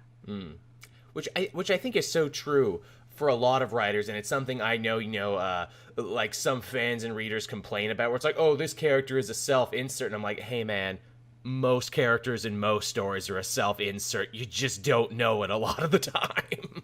Absolutely, and especially in independent comics, like, you know, people say write what you know, and that's true to a certain degree. Although, please, dear God, if you're doing a web series, don't do one about how hard it is to be an actor or a writer living in a big city. We have enough of those. And your crazy roommates. Yeah, and your bad boss. It can be as simple as, I'm writing The Flash, and Bart Allen and I have the same opinion on I don't know, whether or not carrots are good. Like, it can be little details like that, to as much as a character who very obviously is self-reflective, or an autobiographical comic like Raina Telgemeier does, or I'm Alison Bechdel. I was like, the lady who did Fun Home, Also which a good one. also amazing. Which also have, like, autobio comics have a long and storied history, and also they win all the Eisners, so maybe They sure do. self-insert more. Maybe just a little bit. But yeah, that's so interesting. Your experience of being, a transplanted Canadian in America. I do this game every time I go there for a convention, and I've never been in America longer than 4 days or so. What are the things that always stick out to you? For me, no malt vinegar in the restaurants. That's a hard one to take. No. Go ahead. Sorry. No Kraft peanut butter. That's another one. That's a hard one. No HP sauce at breakfast. Again, Sal and Benny and them will attest. When I had breakfast with them in Seattle one time, I'm like, "What? No brown sauce. What do you put with the thing?" You see, you guys had a revolution against the British Empire, and that's why you don't get HP sauce anymore. This is why you don't have nice things. No electric tea kettles. Oh yeah. Amazon has made that more of a thing, but when I first moved here, that was not a thing. People make tea in the microwave here, which is disgusting, and I judge you. Do not. A lot of it is really subtle things. No Coffee Crisp, which is my favorite candy bar. It's a nice light snack. Yeah. No Kinder Eggs, because they're considered a choking hazard here. I heard that too. Yeah, you can get the Kinder candy, but not the egg with the toy inside it specifically. A lot less Cadbury products. Again. The food is just saltier in general, and the portions are bigger in general. American food is whack. The packaging is weird too. Their cans are flimsier, their bags are flimsier. Oh, the milk doesn't come in a bag. No one here knows about bagged milk, or those little things, the little slicers that you would magnetize to the fridge. Yes. The little plastic hooks. Oh, yeah. No one knows about those. Everyone makes Tim Hortons jokes at you. But the differences are very subtle, and they're things that you notice more the more time you spend here. Like, America is a lot more religious than Canada. Oh, yes. Just sort of like basic things like that. The universal health care is something you notice pretty quick. Oh, yeah. I imagine so. Here, look, I've mentioned this many times. The only reason that I'm able to continue doing what I do as a YouTuber is because of the universal health care. If I moved to the States, I probably wouldn't be able to do the job I do now. Yeah, it's wild. And then the other thing that has finally started to ebb because I've been here so long is I stopped getting from people, "Oh, you don't even sound Canadian," and everybody telling me their Canadian jokes, or asking me if I've seen a polar bear, and I was like, I've seen a polar bear in the zoo in Berlin, not in my backyard. But the differences are weird little things. So my mom will send me, she sends me Coffee Crisp, or she sends me Tim Hortons coffee, and hot chocolate and stuff like that. As you need. What was the other thing that really got me, that really blew me away? Oh, again, do you do this? Do you get to actually take your American friends back to Canada and blow their mind with stuff that we have here that we don't? Me and Sal went to the Toronto Fan Expo a few years back, and his first thing was "Wow, your streets really are clean. That's not a stereotype. Your major city streets are really clean." Yeah, the recycling is another thing. The recycling is not as rampant here. No. As it is in America, as it is in Canada. And in Canada, you have recycling on the street. In Toronto, there's a trash can, and then there's that recycling series, paper, plastic, whatever. You don't have that here. The only person I brought back is Jason, and we flew into Fredericton for Christmas. That's where my mom lives. 2 years ago. It was -26. There was 2 feet of snow, pretty standard Atlantic December. He was like, "This is the coldest I've ever been in, the most snow." And I was like, "Oh, honey, this is nothing. Gird yourself." It was -15 today when I walked to the store, at least. Yeah. And Fahrenheit is the one thing I don't understand Fahrenheit. It Neither doesn't do make I. any sense. It's stupid. Celsius makes so much sense. It freezes at 0. It boils at 100. Like I can do miles. I can do pound. I can do all the rest of it, but I refuse to learn Fahrenheit. Likewise. I just know if it's over 80, it's hot. And our American friends, you're the only country in the world that's on the imperial system. Join the rest of us, please. You're wrong. Yeah, or like little things. The spelling, like people make fun of me for spelling color with a U, With and I'm a like, well, it's a U. French derivative, so it has a U in it. Yeah, we Yeah, I spell lots of stuff with you. Honor, armor, yeah. Oh. And Z and Z is the other one, I guess. Here's the messed up thing. I was a big Power Rangers fan growing up, and because they had Lord Zed, I always said it that way anyway. Oh, yeah. That's how I did it.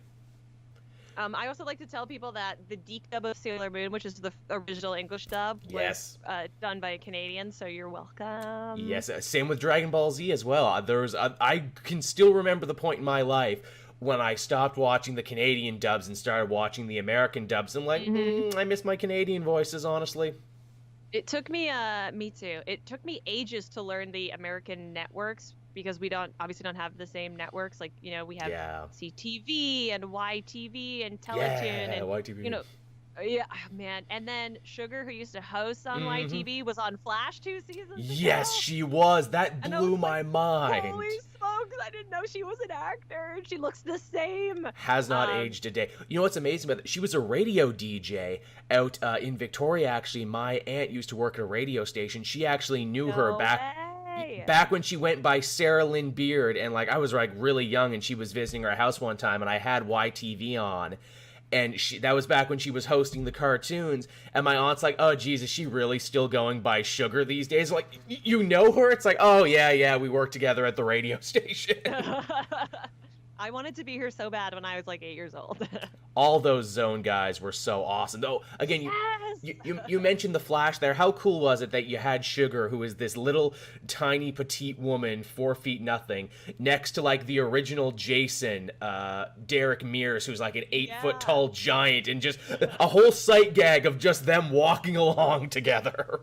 That is, as someone who is quite short, that's my favorite, when you just have like a tiny little woman next to a giant man. I always think it's so funny. It really, really is. You know, people always tell me all the time, oh, you're taller in real life. I get that all the time. I get that I'm smaller in real life all the time. What does that say about us and our internet presence? Do I put out a small man energy and you put out a larger than life energy? I think I scream a lot online. I think I'm like a loud, maybe abrasive personality, depending on what your point of view might be.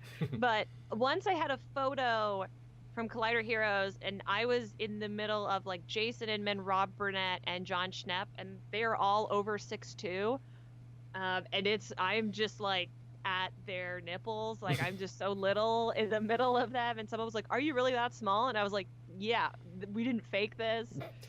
Nah. Don't shame me. Nah, it's trick of the photography, man. It was the same thing they did for Elijah Wood in The Lord of the Rings. Yeah, I'm just pretending. We put that much effort into this Facebook picture. Yeah, we just had to get it done. Oh man, you mentioned John Schnepp there, who's sadly no longer with us. What a cool guy he was. Yeah, he was lovely. It's really sad, but just, you know, he was just in the Green Lantern. Liam Sharp drew him in the background. What a lovely tribute. Yeah. And we just all have to carry on his legacy.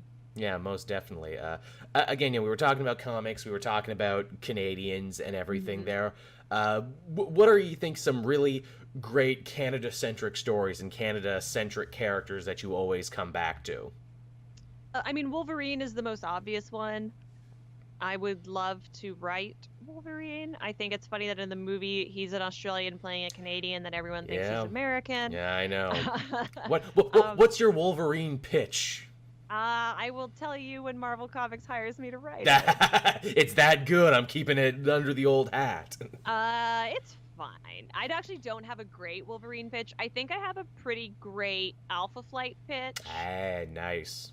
But I don't know if Marvel is willing to open that door, or when they would be willing to open that door, you know. But I think Alpha Flight has a lot of potential, and I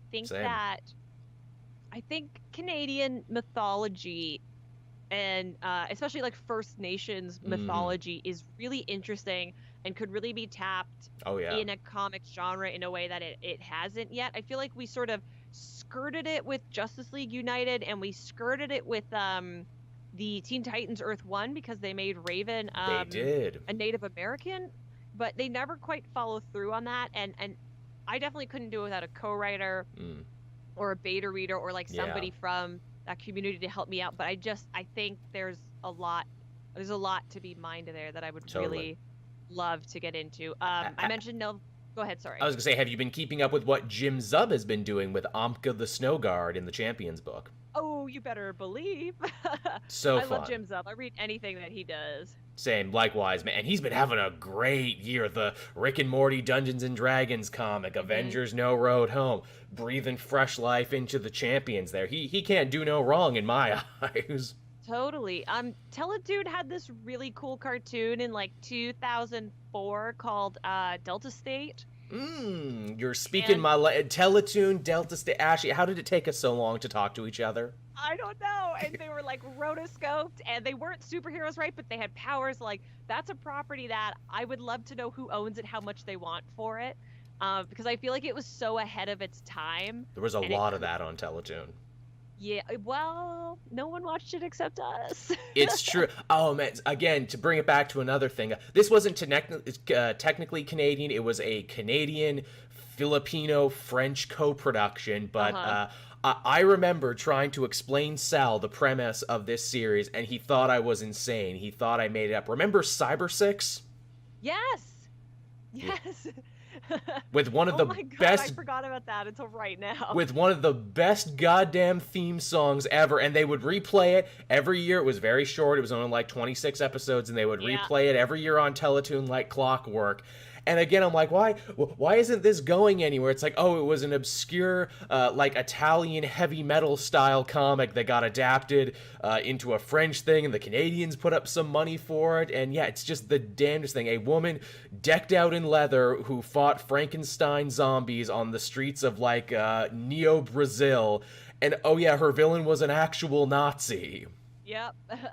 That and the one that I remember from early childhood that Jason always makes fun of me for, this was a Japanese import, but it was Samurai Pizza Cats. Yeah, oh yeah. Which is, I don't think it was good, but I remember. You'll never forget it. Remember watching it a lot. I mean, Scott Pilgrim is a Canadian property. I feel like I'm not as loved with the movie as everyone else is, and I would like to see an animated series done in Brian Lee O'Malley's style. Oh, that'd be fun. I feel like that was one of the first, not one of the first, but like that hit in such a big way. And watching that like in Canada, in the theaters, and like everyone losing their minds, or even The Wolverine, which is a bad movie. Oh yeah. But there's a moment when Stryker is like, Logan, your country needs you, and he just looks at him and goes, I'm Canadian. That's like, pretty great. Everyone in the cinema cheered when that happened. Same here. Same in Deadpool when he's driving the Zamboni. Yeah. That also got a cheer. And even Celine Dion also got a cheer. Oh, well, I mean, after Titanic, isn't she a national treasure? I mean, the songbird of our age. Apparently. Have you seen that show Letterkenny? I just started watching it recently. I have not. Should I put it on my list? You should. It's a Canadian comedy made by some guys from Listowel, Ontario. I know Listowel. Here's the thing. I live like a couple hours from Listowel. I live in the Canadian North, some country-ass country, and man, the accuracy of that show in its comedy is staggering. You have farmers and burnouts and hockey players, and I'm like, this is just my town. This is literally where I live. I started watching last year Kim's Convenience, which I know is like the most popular. But I really loved that. It replaced the corner gas-sized hole in my heart. Yeah.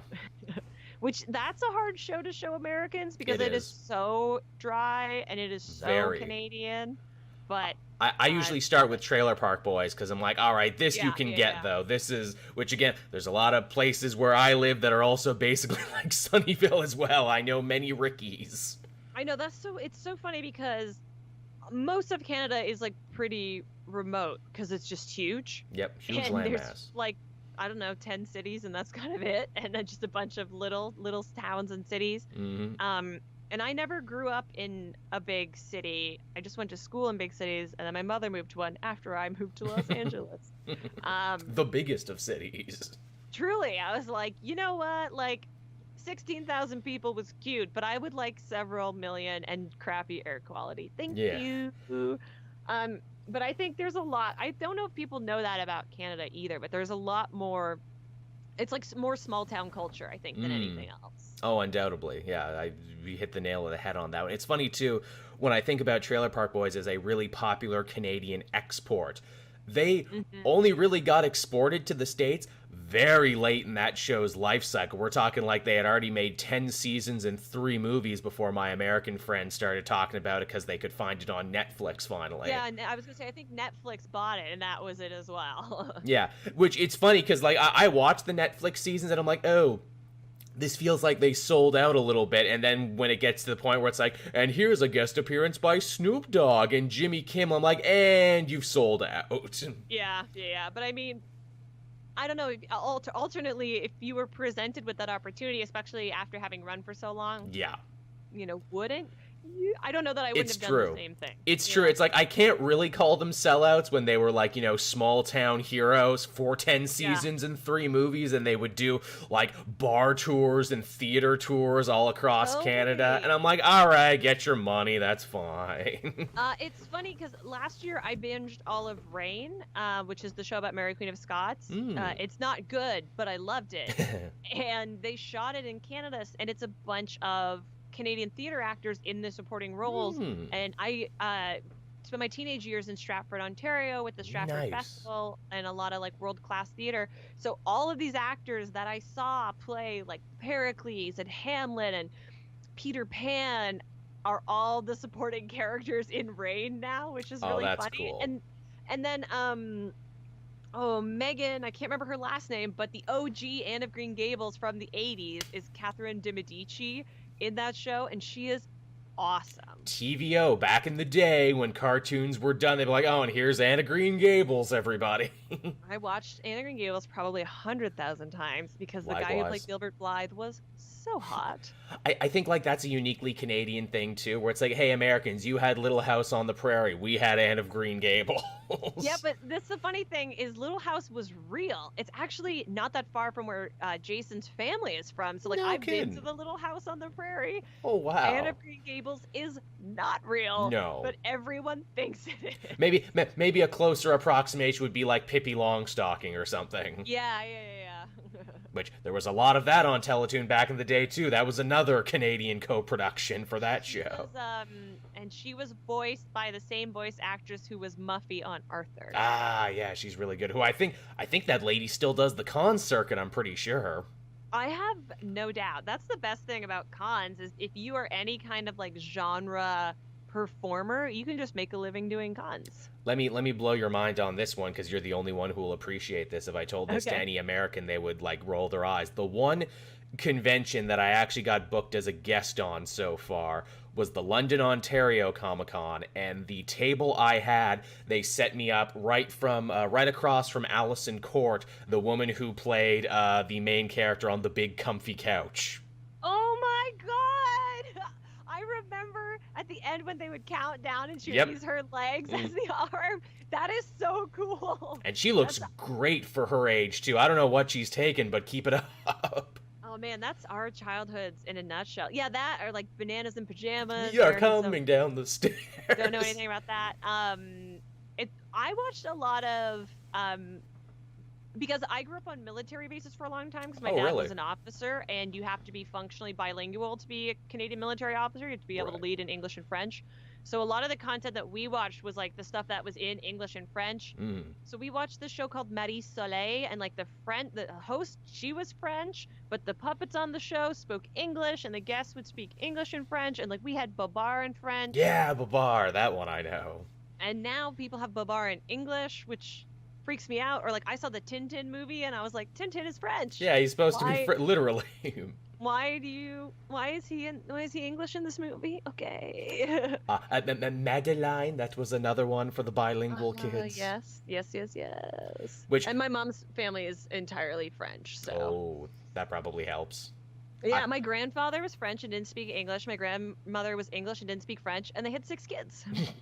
I always hated French class growing up because they always relegated the French program to like the worst part of the school. I still remember my high school French portable. It wasn't even in the building. They put it out in a portable, and like everyone would call it, oh, Le Chateau, that place. Yes.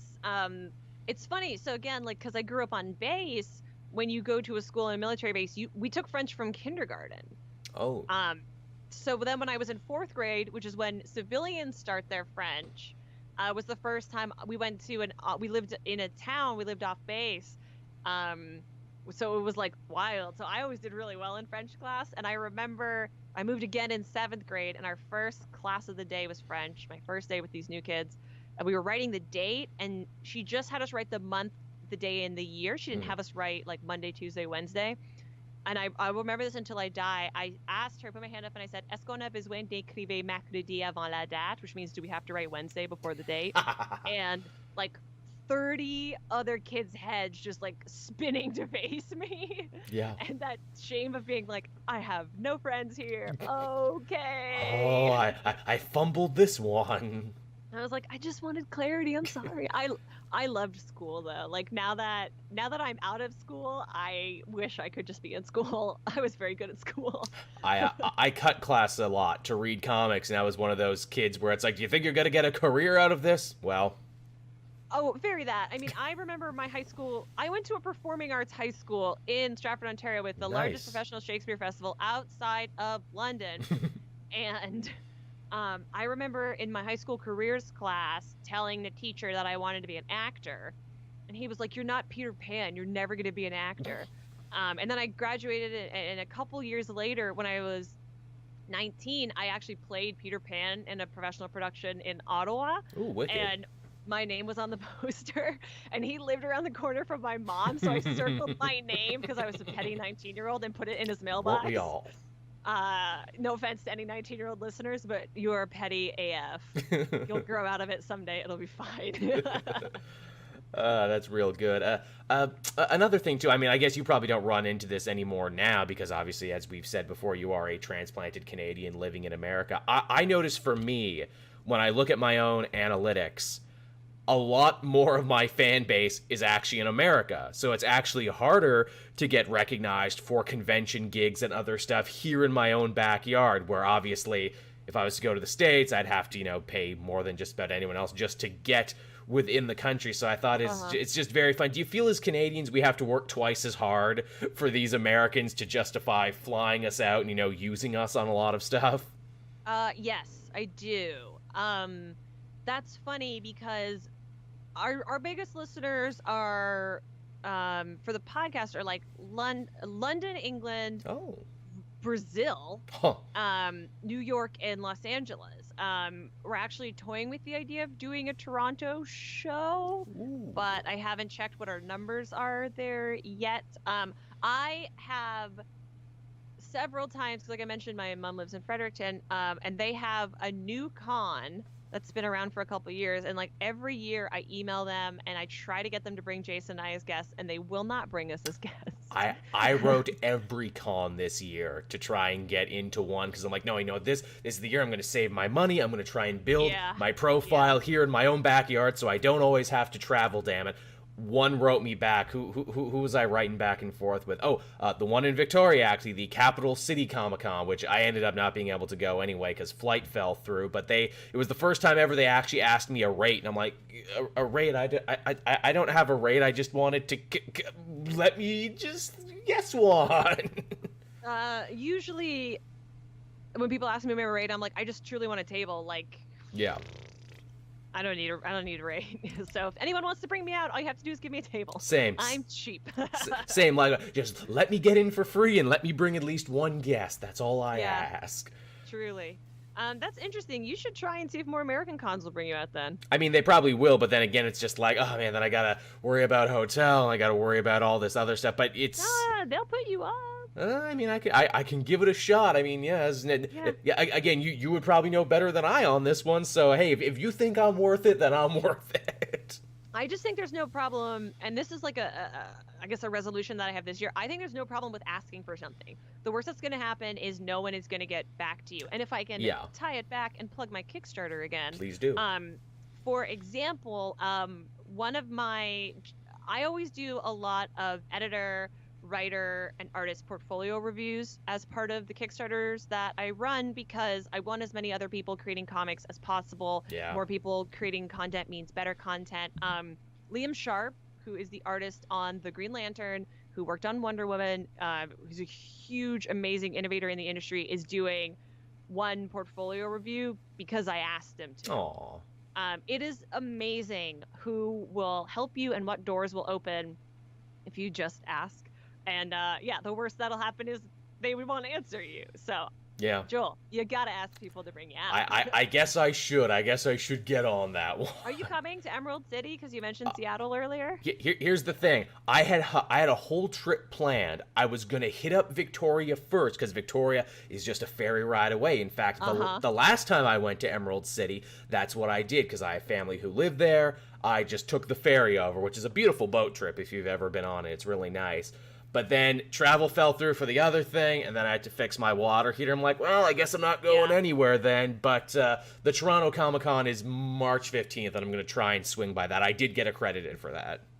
Yay! This is my first year going to Emerald City, so I was going to be like, maybe I'll finally see you in person. I had so much fun in Emerald City the one time I went, and I've been dying to go back. Same for New York. It feels like I save up for all these trips, and then some like bolt from above stops me from doing it for whatever reason.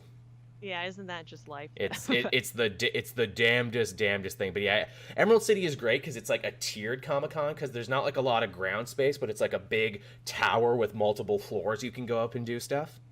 Yeah.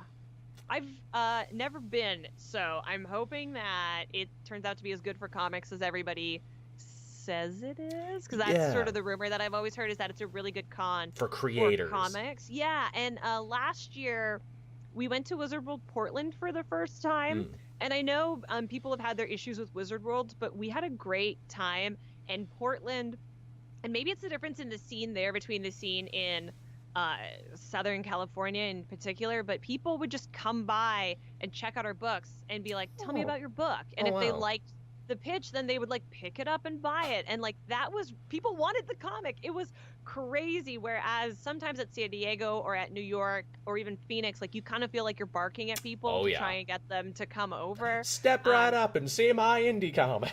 Yeah, you know, do you like you're dressed like Wonder Woman, you like female superheroes? I got a female superhero. Bye, sorry.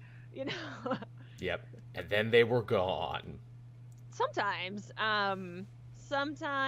not, but most of the time. The year I went with the weekly pull, which was a great trip because we were all together for it. It was the first year they had a podcasting stage. Now they say podcasting stage. They say that. But what they really meant was a podcasting hallway off to the side where you were easily missed. We literally did have to start barking and trying to get people to walk down our podcast hallway. Yes. We were promised a stage, not a hallway, although I suppose if you said podcasting hallway. I also can't believe how many times, like, every time we are fortunate enough to be granted a geek history lesson live show at a convention, we always ask, we tell them, like, this is our Zoom recorder, all we need is a plug-in and to check the levels before, can you accommodate it? It is amazing how many times we get it back and the audio doesn't work. Yeah. And it was like, we needed one thing from you, and that was it. You had one job.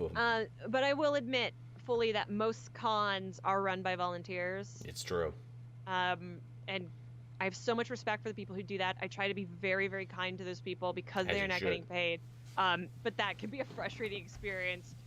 Just like being shoved into a hallway when you had a certain expectation and it is not met, and you've held up your end of the bargain. Yeah, they're in it for the love. I keep telling myself, you know, we're all here because we love it. Also, too, another thing, which is different from Canadian cons and American cons. When I went to Emerald City, and even Philadelphia too, this was the first time I saw like actual serious convention security, like, you know, dogs and guys in flak vests and everything. Because I'm used to the Canadian con circuit where it's like it's a kindly old grandmother being like, "Now, did you bring anything? No, we'll just come right on in then."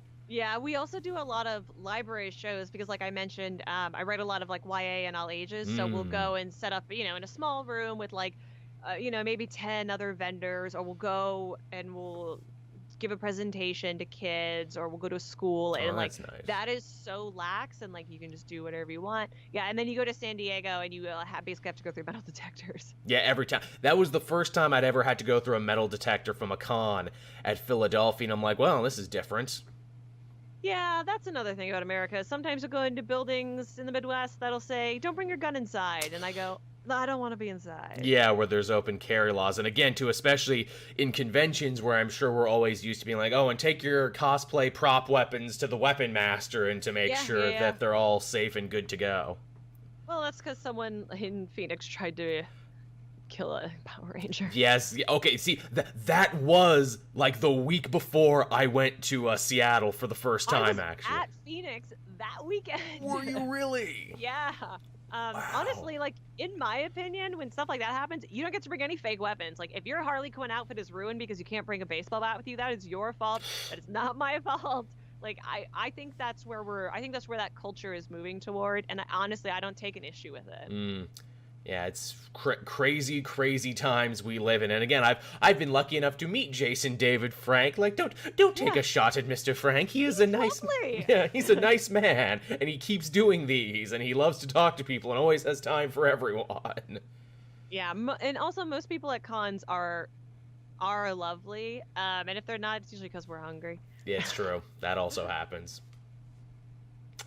But yeah, I mean, so yeah, we talked about being a transplanted Canadian. We talked about your Kickstarter. We talked about all the wonderful hidden gems of Canadian children's TV programming that no one else knows about. I feel like we could do a You guys whole. all have homework to Google now. Oh yeah, oh you're gonna have so much fun googling these shows, man. It's a trip. It's gonna blow your mind.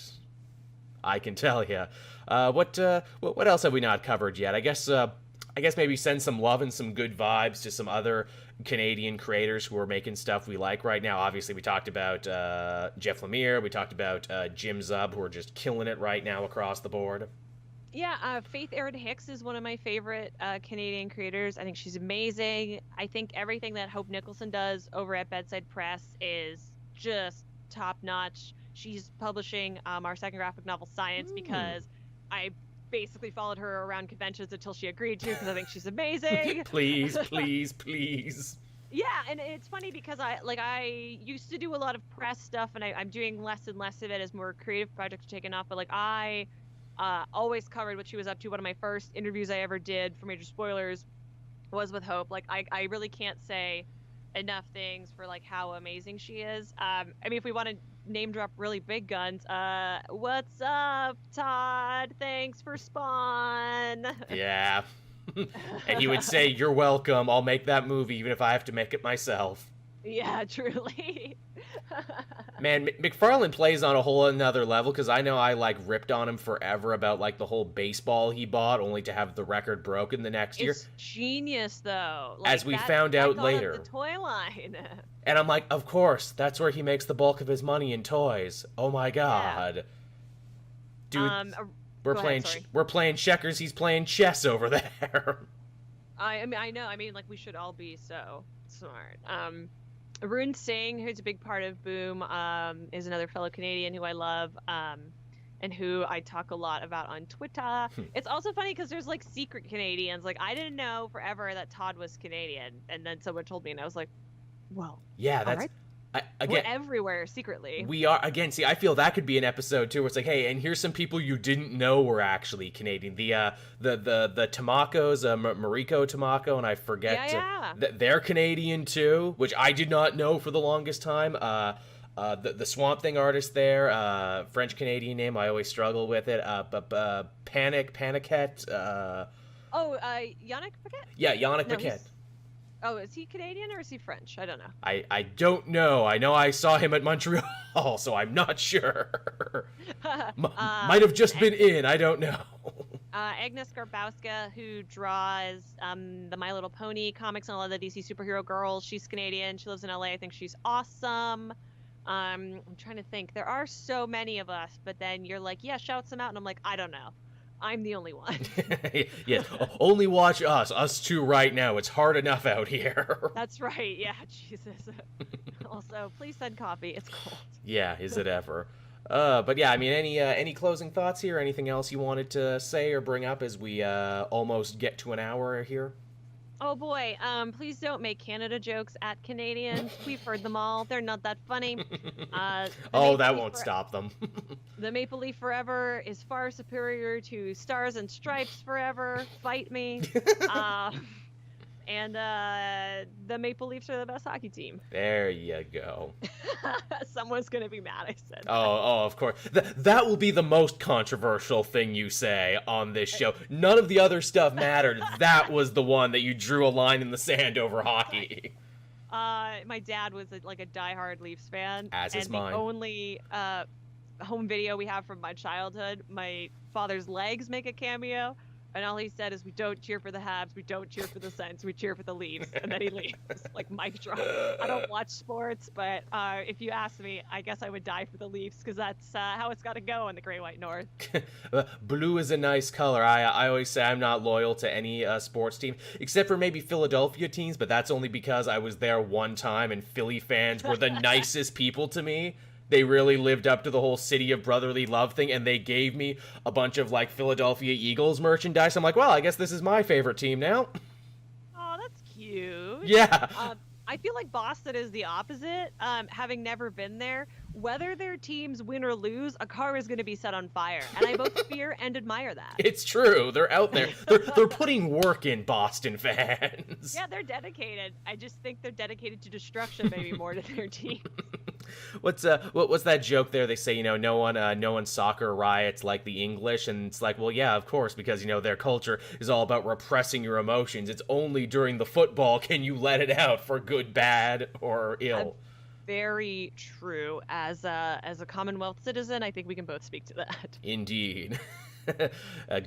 Go Celtic, I'm sure my grandfather would want me to say. That's the team he supported for years. Oh, nice. But yeah, so I guess we can start winding the show down here. Thank you so much, Ashley, for joining me today. This was a true treat on this one. We covered a lot of ground on this one, and I guess before we truly turn it down here, I guess I will turn the floor over to you once more. Where can people find you? Where can people find your work? Where can people go to support this Kickstarter and the good cause of helping you get that dual citizenship? Yeah, thank you so much for having me. You don't know that I pestered Joel with a bunch of Twitter messages and then forgot to answer them. So I really appreciate your infinite patience. And we're in two opposing time zones, so it's just amazing that we could make this happen. If you liked me, if you thought this was funny, or you want to tell me you don't like the Leafs, you can find me on Twitter and Instagram at Ashley V. Robinson. Like I mentioned at the top, the V is very important. You can check out my podcast, Geek History Lesson, at geekhistorylesson.com. This week we talk the best Captain Marvel stories, and Brent Schoonover, Captain Marvel and Ant-Man artist, is our guest. Nice. And you can find Aurora and the Eagle and my Kickstarter campaign and everything that goes along with that at auroraandtheeagle.com. If you don't like typing things, you can just go to Kickstarter and search for it. It will go up there. It goes live on March 13th. March is my birthday month. Oh. March is Women's History Month. Wonderful. Please come and support me there. I will be sure to put links down in the description too. Thank you, thank you, thank you.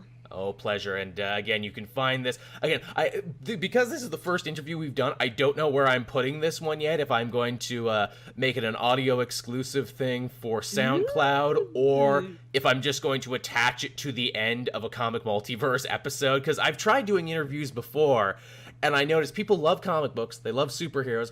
They rarely love listening to creators, so I figure if I just stick this on the end of an episode I was already doing, maybe I'll ambush people. I'll trick them into watching an interview segment. Hey, you let me know, and I will share the ever-loving heck out of it. Can do, will do. So yes, thank you, everyone, for watching and listening. We hope you enjoyed the show. Be sure to go follow all those links that we mentioned before for more great comic book superhero geeky content. And I, Cape Joel, will see you again next time. Bye-bye.